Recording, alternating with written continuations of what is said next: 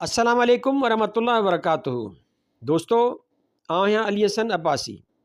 किताब आहे को लखपत जो कैदी भाङो ॿियो, जेल डायरी। लेखक रसूल बख्श पलीजो। किस्त 61 13/8/1983 ईस्वी सुबुह। उर्दू अख़बारुनि में ढांचे ते रद्द अमल आयो। जंग फोरम में एतज़ाज़ अहसन, अफ़ज़ल हैदर ऐं अलामा ज़हीर इलाही अहसान ऐं ॿियनि चयो त आइन खे ख़तमु कयो वियो आहे। इहा ॻाल्हि पहिरियों भेरो चवणु मुनासिबु सम्झो वियो आहे कनि ज़िम्मेवार माण्हुनि तरफ़ां। जमात सामराजी को बि रद्द अमल ज़ाहिर कोन कयो आहे। आकाउनि सां सलाह करे जवाबु ठाहींदा। गोलमोल, बदमाशी, मीसणाइपी, मुनाफ़िकी ऐं बेहयाईअ वारो, जंहिंमें राति खे ॾींहुं ऐं ॾींहं खे राति चयो वेंदो। ढांचे में रुजत परस्ती, साम्राज परस्ती ऐं आमरियत पंहिंजो नंगो नाच ॾेखारियो आहे। NDP जे लीडरनि जे इस्तीफ़ाउनि करे कुझु घोटालो आहे। गिरफ़्तारियूं हलनि पियूं। 14 अगस्त 1983 ईस्वीअ ते घणो करे ख़ासि ॻाल्हि न हूंदी, मिड़ई टेम पास हूंदो, पर शुरूआतूं ईअं ई थींदियूं आहिनि। राव साहब सां कचहरियूं चालू आहिनि। माण्हू नेक थो लॻे। राजपूतनि जे कारनामनि जो ज़िक्र पियो हले। मूं चयो त अभरा सबरा राजपूत समा सूमरा बि ॿुधजनि था, जंहिंजा असीं बि औलाद था सॾिजूं। पर राजपूतनि जूं कई रस्मूं इंतिहाई रुजत परस्त आहिनि, जहिड़ो सतियुनि जी रस्म, लुटमार वग़ैरह वग़ैरह मञियाई। 14 अगस्त 1983 ईस्वी योम आज़ादी। सुभान अल्लाह, आज़ादी जेका नसीब थी आहे अवाम खे गुज़िरियल 36 सालनि में, तंहिंजी कहिड़ी तारीफ़ कजे। हिन वक़्तु जंहिं वक़्तु मां हीअ रिकॉर्डिंग कयां पियो, उन वक़्तु 78 साल थी चुका आहिनि। आज़ादीअ जो हाल उहो ई साॻियो, बल्कि उन खां बि बदतर आहे। अॼु अख़बारुनि में आयो त ज़िया चवे थो त चूंडुनि में पीपल्स पार्टीअ खे हिसो वठणु न ॾिबो। ग़ैर जमाती चूंडुनि में बि उन्हनि माण्हुनि खे हिसो वठणु ॾिबो जेके सुठा माण्हू हूंदा। जमात सामराजी ऐं नूरानी वारनि जो रद्द अमल अञा कोन आयो आहे। ढांचनि ते चवनि था त काज़ी कोर्टूं क़ाइमु कयूं वेंदियूं सुभाणे खां। अॼु ज़िया ऐलान कंदो। ऐलान मूं कोन ॿुधो। शकिल ॾिसियो उल्टी अचो वञे माण्हूअ खे। डिक्टेटर हूअं बि हिकिड़ी मनहूस शइ हूंदो आहे, पर मेसीणा, मुनाफ़िक ऐं मज़हबी ढोंग रचाईंदड़ बुछड़े मुंहं वारा डिक्टेटर ॾिसियो माण्हूअ खे उबड़का अचो वञनि। 4 बजा शाम ॿाहिरां मींहं में भुॼी अंदरि आयो आहियां। मींहुं ॿोड़ ॿोड़ां पियो पवे। इजो बिजली बि बंदि थी वई। राव रशीद पंहिंजे ज़िंदगीअ जूं कहाणियूं पिए ॿुधायूं। ॿुधी ॾाढो ग़मगीन ऐं उदास थी वियुसि। अहिड़ियूं कहाणियूं भला कीअं थियूं लिखी सघिजनि ॼातल सुञातल माण्हुनि, ख़ासि करे सियासी माण्हुनि जो। मुनाफ़िकी ऐं मकारीअ जे माहौल जे बारे में इंसानी दिलि, इंसानी जज़्बनि ऐं इंसानी ॾुखनि सुखनि जे ॻाल्हियुनि जूं मुखड़ियूं किथे थियूं टिड़ियो सघनि वीचारियूं। हमरा ॿुधाए पियो त राव महरोज़ अख़्तर, ख़ुर्शीद महमूद कुसूरी ऐं रशीद कुरैशी गिरफ़्तार थी विया आहिनि ऐं होॾां B क्लास में आहिनि। असगर बुहारी पियो ॾिए विरांडे में। अनवर मानी पियो तयारु करे। फ़ख्र ज़मान ऐं अफ़ज़ल रंधावा पंहिंजा लिखियल किताब ॾियारे मोकिलिया आहिनि। अफ़ज़ल रंधावा जी पंजाबी नावल डुआबा पढ़ण जो शौक़ु आहे। चवनि था मोकिलींदासूं। शाइस्ता हबीब जे शाइरीअ जो किताब बि मोकिलियो आहे फ़ख्र ज़मान। मूंखे हिकिड़े सिंधी अदीब जे हैसियत में सुञाणे। शाइस्ता अवामी शाइरा आहे। कुझु सुठा कलाम पढ़िया अथमांसि। ॾिसूं हिन किताब जो कहिड़ो हाल आहे। हिते PPA जा कई नुमाइंदा दानिश्वर, शाइर ऐं तरक़ी पसंद हुआ।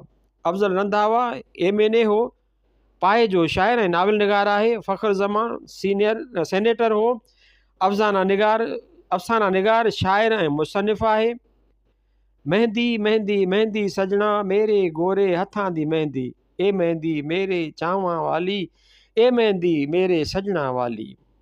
जबड़ खां मोल न सहंदी सजना, मेहंदी मेहंदी मुंहिंजा सॼण, मुंहिंजे गोरनि हथनि जी मेहंदी। हीअ मेहंदी मुंहिंजे चाहत वारी, हीअ मेहंदी मुंहिंजे सॼणनि वारी। झिणकूं ऐं जुठियूं मूर न सहंदी, मुंहिंजा सॼण मुंहिंजे गोरनि हथनि जी मेहंदी। जालंधर टीवीअ तां हाकिम सूफ़ी पियो ॻाए ऐं ख़ूब पियो ॻाए। अमृतसर जालंधर टीवीअ तां भारत जी क़ौमी नशरियात ते दिल्लीअ में योम आज़ादीअ जे रस्मुनि खे ॾिठोसीं। इंदिरा सादे सूदी पर असराइती तक़रीर कई। सिहत अॻे खां सुठी पई लॻियसि। अयाज़ ऐं सलीम जा ख़त आया आहिनि। ख़त मिले ज़माना थी विया आहिनि।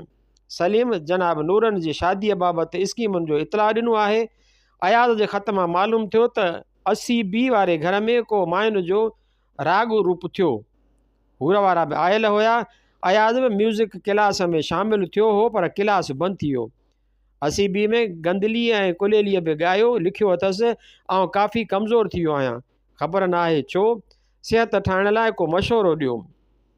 ॿुधो अथमि अव्हां जी हालत बि न ख़राबु आहे, सो उन मुतालिक़ सरबस्तो अहवालु ॾियो ऐं सलाह पिणु त अव्हां लाइ छा थो करे सघिजे।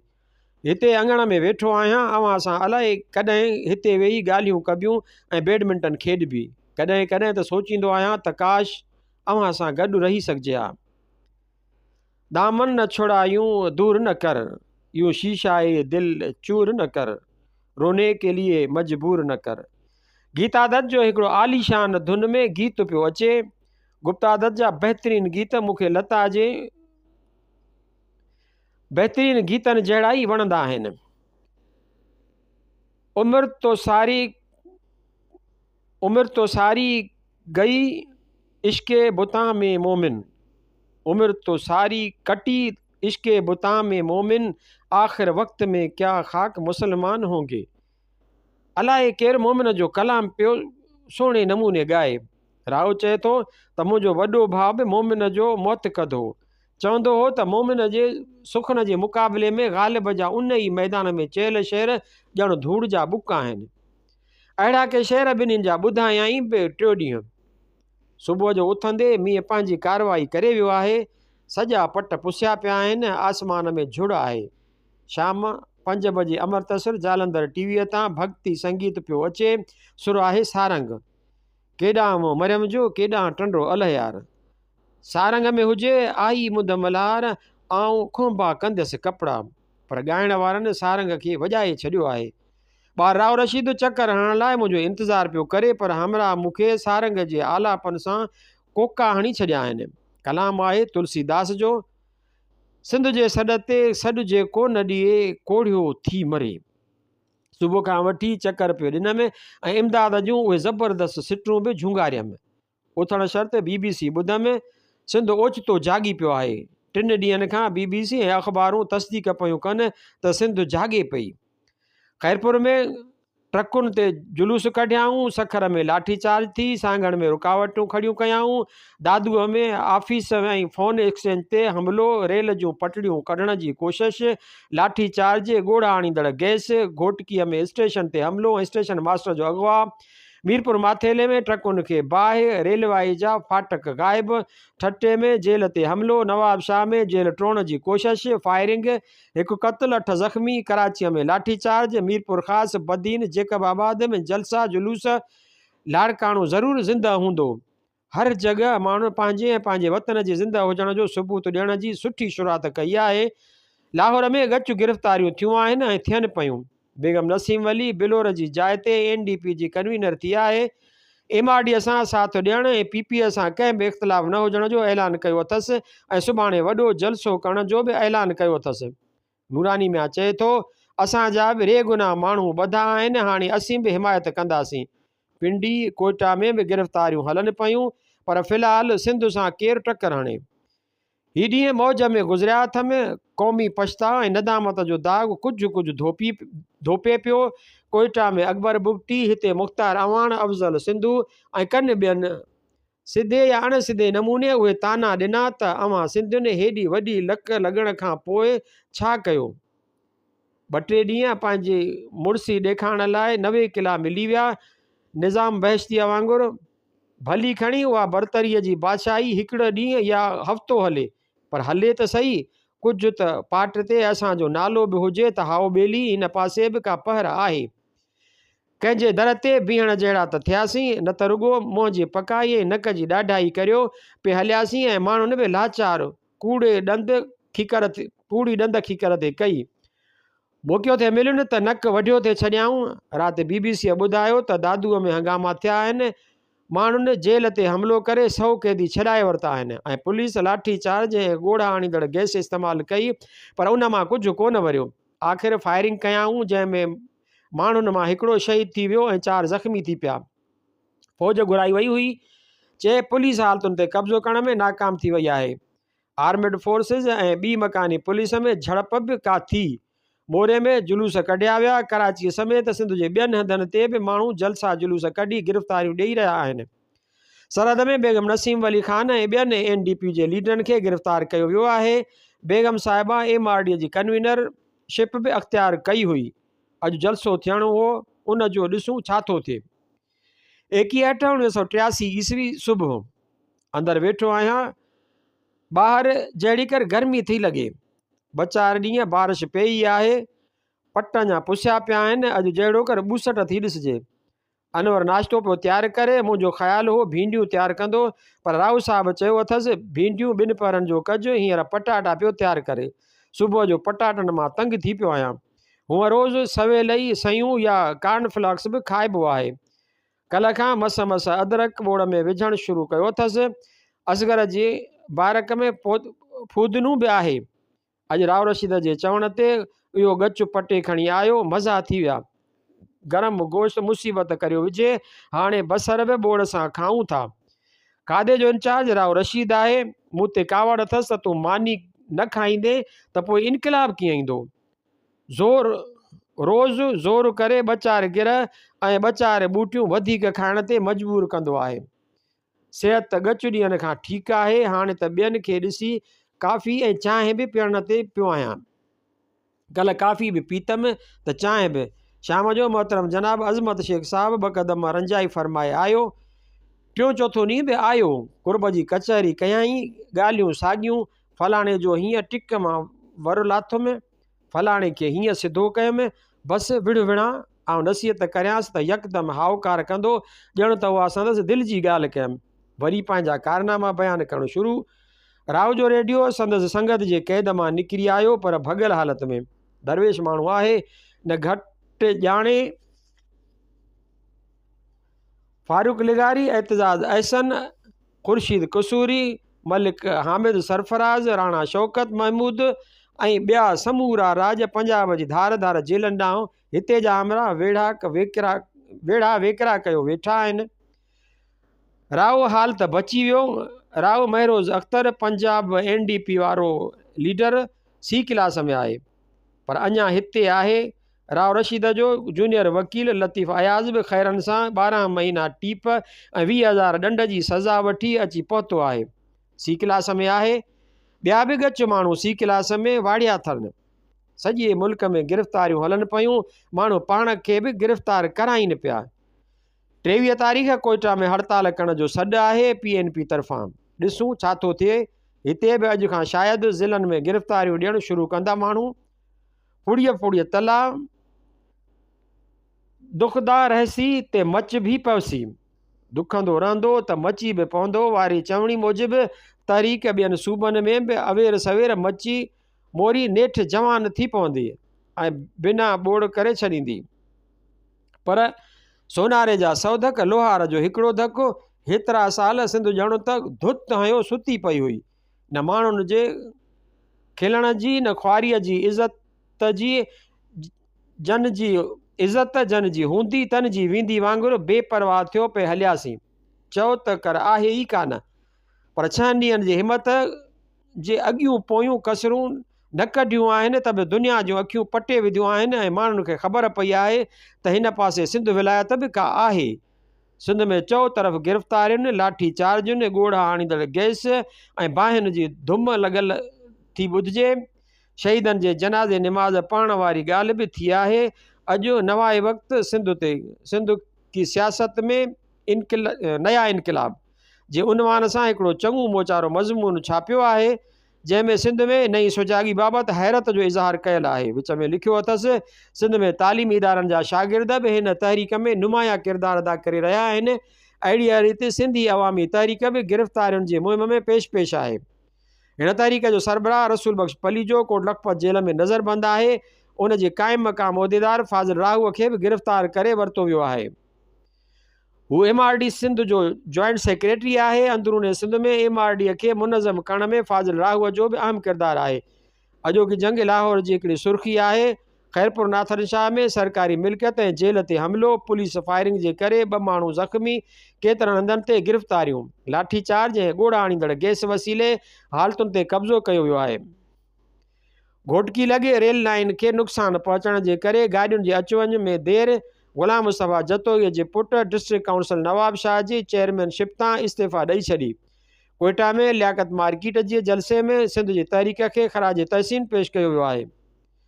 23/8/1983 ईस्वी सुबुह चकर ॾेई सयूं खाई वेठो आहियां। मोतीअ जो बि हिकिड़ो गुलु टिड़ियो बीठो सो ऐं गुलाब जो हिकिड़ो गुलु पटियुमि। मज़ो मोतीअ में वधीक आहे, गुलाब घणो आहे, पर हैदराबाद ऐं ठटे वारनि गुलनि वारी ख़ुशबू कान्हेसि। या अलाए आउं ख़ुशि फ़हमीअ विचां थो सोचियां। सुबुह जो सवेल उथी BBC खां रातो की ख़बर जा तफ़सील ॿुधा। राव रशीद अॻु में ई लॻो पियो। अंग्रेज़ी ख़बरूं पे आयूं। चयाऊं ख़ैरपुर में 50,000 माण्हुनि जो जुलूस निकितो आहे। क़यादत राणीपुर जे पीर पे कई। ख़ैरपुर सरकारी ऑफिस वग़ैरह जो कमु लाथाऊं। लाठी चार्ज थी, ॻोढ़ा गैस इस्तेमालु थी, आख़िर गोलेबाज़ी थी। 2 मुड़ुस शहीद थी विया ऐं कई मुड़ुस धकिजी पिया। वरी मोटंदे राणीपुर में साॻी हाज लाथाऊं ऐं रेल जे पटनि जी सार संभाल लधाऊं। वरी फायरिंग थी, हिकिड़ो मुड़ुस शहीद थियो ऐं केतिरा फटिया। लियाकत मेडिकल कॉलेज जे शागिर्दनि बि मुज़ाहिरा कया आहिनि। उन्हनि ते बि ॻोढ़ा आणींदड़ गैस इस्तेमालु कई वई आहे। सियासी मौसम में तब्दीली खां पोइ माण्हू असां ते बि अॻे खां बि वधीक महिरबानी थी पिया आहिनि। डॉक्टरनि भेरो करणु शुरू कयो आहे। कल्ह सुप्रीडेंट साहिबु डिप्टीअ सां गॾु आयो, वेठो, चयाईं ॿियनि समूरनि हमराहनि खे जेल बदिली कयाऊं त राव साहिब खे बि कयाऊं, पर मूं चयो त तव्हां अकेला थींदा, उन करे चयुमि त न, राव साहिबु हिते हुजे। नथे मञियाऊं, पर मञियाऊं नेठि। मूं अॻे ई सोचियो दिलि में हो त हिकिड़े राव साहिब जी बदिली न थियण जो सबबु उहो ई हूंदो। चयोमांसि असांखे बि वार्ड खां ॿाहिरि चकर हणण जी इजाज़त ॾे। उन जे अवज़ हिकिड़ी ॿी नंढी पर निहायत अजीब ऑफर कयईं। ॾिसूं पूरी थिए थी या न। नावल मोकिलण जो बि वाइदो करे वियो आहे। उहो बि चयाईं त मुंहिंजो पुटु तुंहिंजो मुआइनो करणु ईंदो। राति जनाब अज़मत साहिबु आयो, पोइ गुलज़ार आयो। अज़मत माखीअ जहिड़ो मिठो आहे। हिकिड़ी महिरबानी बि कयईं। ज़रीना जो ख़त मिलियो, लिखियो अथसि 17/8/1983 ईस्वी। मन अॼुकल्ह हैदराबाद में ॾाढी गर्मी आहे ऐं हैदराबाद में हर रोज़ु घोट पिया परिणजनि। कल्ह बि 4-5 घोट ॾाढनि दुल्हन तमामनि सां असांजे स्कूल जे साम्हूं वारी बिल्डिंग में सर्कस ते चढ़ी आया। ॾाढी ॼञ हुई। कुंवारेता काफ़ी हुआ। कुंवारेतनि घोटेतनि जो वॾो आदुर्भाव कयो। 14 जी राति जो उहा कुंवारेती ॼञ असां वटि बि आई हुई। अदीअ मरीअ जो पुटु ऐं ॿिया बि ॼञ में शरीक थी कुंवारेतनि में विया आहिनि। ख़बर न आहे त वरी कॾहिं अचनि। गंदलीअ जो पीउ गोहिन में आहे, छो त ही मौसम ॾाढी गर्मीअ वारी आहे। मूं बि सोचियो त तूं हुजी हा त आउं बि पेट गुज़र छॾे खणी ॼञ में शरीक थियां हा, पर छा करियां, अकेली आहियां ऐं ॿियो सही इलाज जी ख़बर कंहिंखे बि नथी पवे। थी सघे थो त तोखे पाण ई ख़बर पवंदी हुजे, पर इहो तूं बि त ख़त नथो लिखी। हिते जी मौसम ॿुधाए के मींहं पिया के अञा गर्मी आहे। सूंहं चवे थी त बाबा खे आखाणी अचेसि बि नथी। तुंहिंजे नाले वठण सां अजीब नमूने मुरकंदी आहे। इहा मुर्क ॾिसण वटां हूंदी आहे। मूंसां गॾु स्कूल ईंदी आहे, पर क्लास में कोन वेहंदी आहे। पीउ खणी वेंदो अथसि त घणो गोड़ कंदी आहे, वरी पिणसि मूं वटि छॾे वेंदो आहे। हाणे तूं हिकिड़ी सुठी नंढड़ी आखाणी सूंहं लाइ लिखी मोकिल। अमरता बि वॾी थी वई आहे। अॼु बि वॾी ॼञ आई, जंहिंखे कुंवारेता वठी विया। सुबुह जो चकर ॾींदे ही बैत झूंगारींदो रहियुसि ऐं पंहिंजे देश में सम्झ सुजागी ऐं मुड़सीअ जे बरसातुनि बाबति सोचींदो रहियुसि। सच कोठा मींहं मुंहां पोइ मली रमे, काल सॼो ई ॾींहुं मुंहिंजे अखियुनि उकेरियो। सारंग खे सारीन माण्हू मर्ग मेहियूं, आड़ियूं अबुर आसरे ताड़ा तंवारीन, सिपूं जे समुंड में नए सिज निहारीन, पलर प्यारीन संगारन सुख थिए। अॼु रसीला रंग बादल कढिया बुर्जन सी, साज़ सारंगियूं सुरंदा वॼाए बरचंग, सुराहियूं सारंग पलटियूं राति पदाम ते। पाछा टियां पई थियो आगा टियां अॻिरो, चकस सभु चई तॾहिं मोली मींहं वसाया। अॼु पिणु उतर पार ॾे ककर थो करे, वसियो से भरे जे डर ॾींहं खाया। आगम जे आऊं उतरां करे अवर, जे पिरीं होड़ा दूर, आगम जी आयूं उतरां करे और, जे पिरीं होड़ा दूर से मूंखे मींहं मेड़िया। शाह चश्मे नम जाने शोरीदा काफ़ी नहीं, तोहमत इश्क पोशीदा काफ़ी नहीं, आज बाजारे में पा बजोला चलो, दस्त अफशां चलो मस्तो रक्सां चलो, खाक बरसर चलो खून बदामा चलो, राह तकता है सब शहर जाना चलो। फैज़। स्टालिन ने मैदान में बुलाया है हमें, स्टालिन ने मैदान में बुलाया है हमें, कसब और जहद का पैगाम सुनाया है हमें।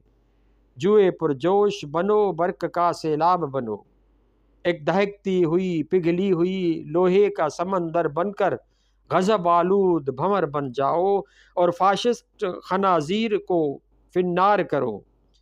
क्या मैं उस जंग का खामोश तमाशाई बनूं? क्या मैं जन्नत को जहन्नम के हवा लेकर दूं? क्या मुजाहिद ना बनूं? क्या मैं तलवार उठाऊं ना वतन की खातिर, मेरी प्यारी मेरी फिरदौस बदन की खातिर, मेरे प्यारे मेरे फिरदौस बदन की खातिर। कुरतुल ऐन और मेरे फर्जंदो, तशना खून मेरी तलवार कहाँ है लाना, बर्क रफ्तार मेरा रहवार कहाँ है लाना।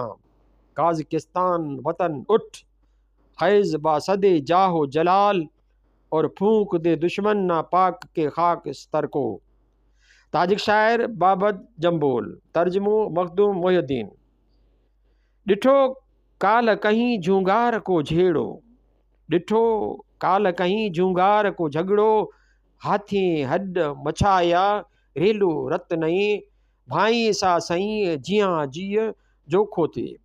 कांध कलारीन कपड़ीन वार वनाहियो आ, कांधा कलारीन कपड़े वार वञायो आया, जित सांगियुनि जी सट वही उत विख वधंदे पाए, तां तां भव म भाए जां जां नोधियुनि न चढ़ी। मुंह मथां जन जा से पटियूं कढनि पार, मुंह मथां जिन जा से पिटियो कढनि पार, जेडियूं हिन झूंगार उजारे अछा कया। कराची ऐं लाहौर में असांजे शहीदनि शेरनि जी जनाज़े निमाज़ पढ़ाई वई। पंजाब चुरी रहियो आहे, ॼाण उथियो। बलूचिस्तान में 27 ताईं हड़ताल आहे। तहरीक इस्तक़लाल फॾो छॾियो आहे। नूरानीअ ते बंदिश विझी जमियत उलमा पाकिस्तान ते सरकार ऐं जमायत सामराजी मौलानी न्याज़ी मुरफ़त छापो हणण था घुरनि। नूरानी जमायत सामराजी ख़िलाफ़ वरी बि बयानु ॾिनो आहे त इहा सरकारी एजेंट आहे, सरकारी चमची सामराजी चेथड़ी। नवाए वक़्तु निहायत परेशानीअ जे आलम में सरकार खे को सियासी रस्तो कढण लाइ ॿुधायो आहे त जीअं शरपसंद पंहिंजे नापाक इरादनि में कामयाबु न थियनि।